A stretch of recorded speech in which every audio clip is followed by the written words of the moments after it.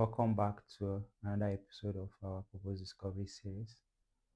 In the last video, we spoke about what to discover in purpose, and we spoke about three things: your core purpose, your tools of expression, and your modes of expression. Today, I'll be talking to you about your core purpose. I've been asked a lot of times, is it everyone that discovers purpose? If you are not a Christian, can you still discover purpose? And I've made a certain foundation that sometimes the idea of purpose is complex. It's not just so simple. And it is possible that people can walk in purpose even when they do not have a resident belief in God.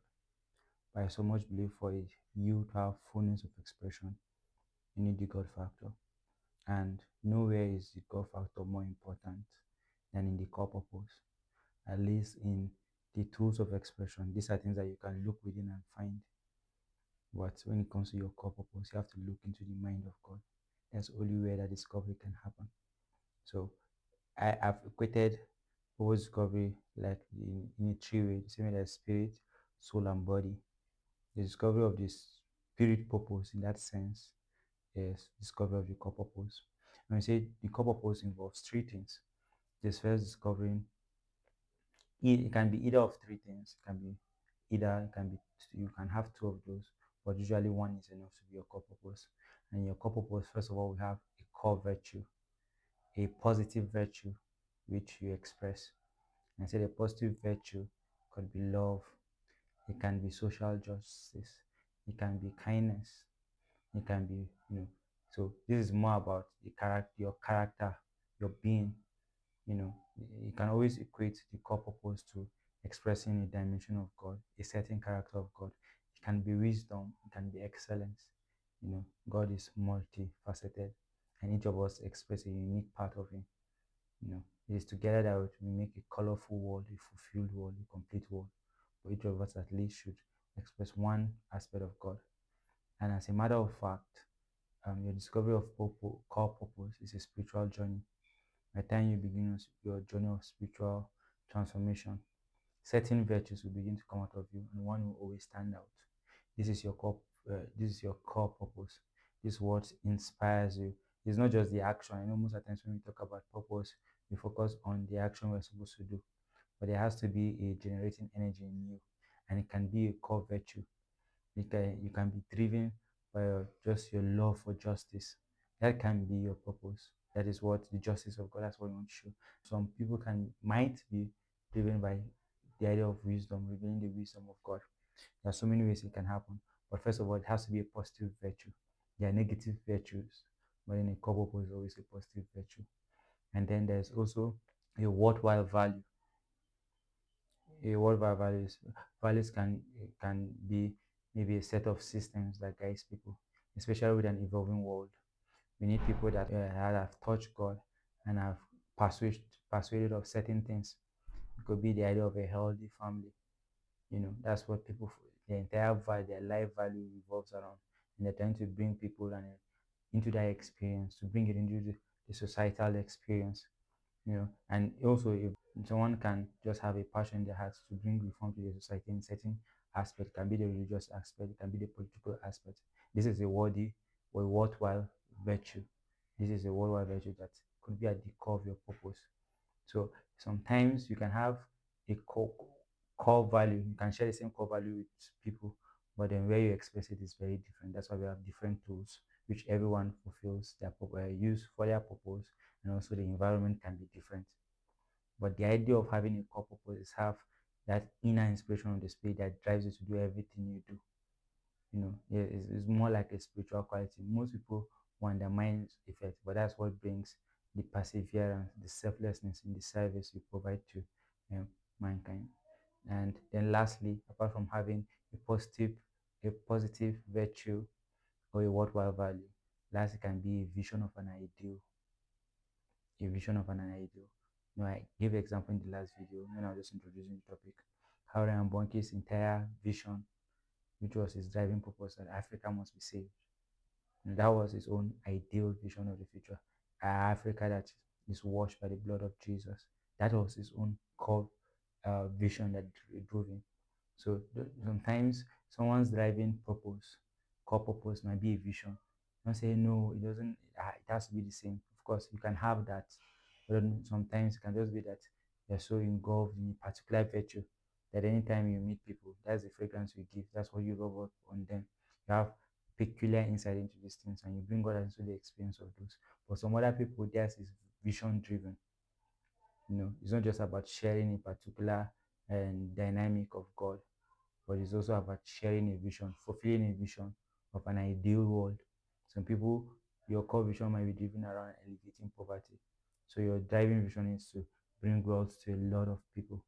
But for these things to be better than you, it's not something that you can conjure up or just think of something good and say, okay, this will be my life purpose. No, that's to be better within each of us. The same way they say we are the body of Christ. You know, some of us may handle different aspects. It is together when each of us are working to bring different characters of God into the world that we can bring that whole picture. And this is not just a spiritual concept, even though I truly believe that it finds fulfillment in a spiritual journey. Psychologists like Carl Jung, he spoke about the collective mind, where all of us were joined in a certain sense. We have a shared mind, even though how we express, so we're each part of that collective mind. So that is the idea of a core purpose. Each of us were one unit, but then we're meant to do different functions. Same way the body has different organs, that handles different functions for the betterment of the entire body. That is how your core purpose is. And because it is a spiritual journey, it always starts, with a spiritual rebirth. I understand that people can live good lives.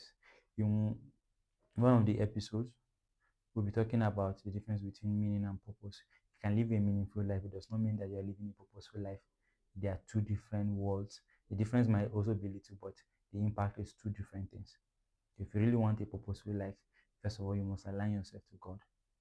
That is where it begins. That is spiritual rebirth and spiritual growth. It leads us to this spiritual result. It's a spiritual output. There are certain visions that is possible for you. There are certain things that you do not even think is possible for you unless you have communion with God in a sense. That's when new things begin to be bedded for in your spirit. Your core purpose can only be found in the mind of God through relationship with God.